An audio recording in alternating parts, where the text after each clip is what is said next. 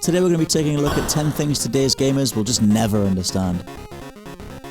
You'll moan when games are running in 720p on your Xbox One, but you seriously can't understand real graphical limitation unless you've played and owned any of the consoles from the mid-80s to early 90s. You'd literally have a completely different version of the game across, say, 5 consoles, all of which had hugely different graphics and gameplay mechanics. When the 3-console system came in with platform exclusivity, this obviously died off big style.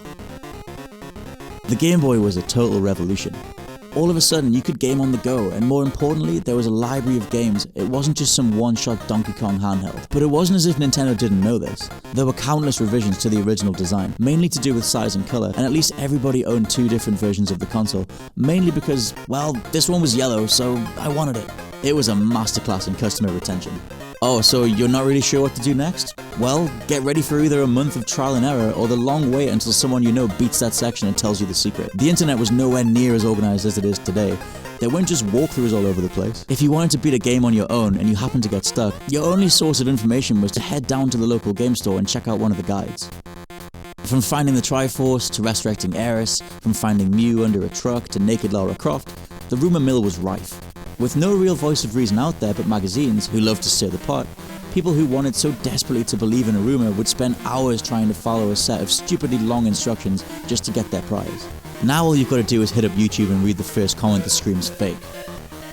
When we moved to disc in the mid-90s, was there anything as satisfying as dropping a pile of cash on something like Final Fantasy? You'd open it up and there'd just be 3 discs of pure gaming bliss. Then you get to disc 2, misplaced disc 1, and you can't actually play the game anymore. It was something you'd only ever do once, but from then on you made sure that each disc was stored in its correct case across your entire collection. Passwords, and more passwords. They were pretty much wiped out by the dawn of memory cards, save for the few primitive titles here and there. Back in the day, inside every cartridge case there'd be a folded piece of haggard paper with random letters, symbols, numbers, all of it scrolled on there just so you could resume from where you left off. You might think the Wii's garish accessories are bad, but try growing up in the 80s and 90s. Companies were just coming up with anything and throwing it out there for all to buy, even though it often didn't work.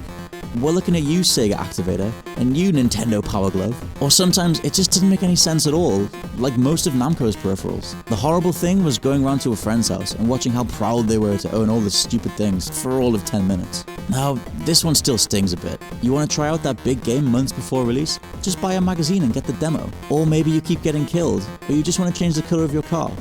Buy a magazine and get the cheat codes. Of course now, you get all of this for free. All that money gone.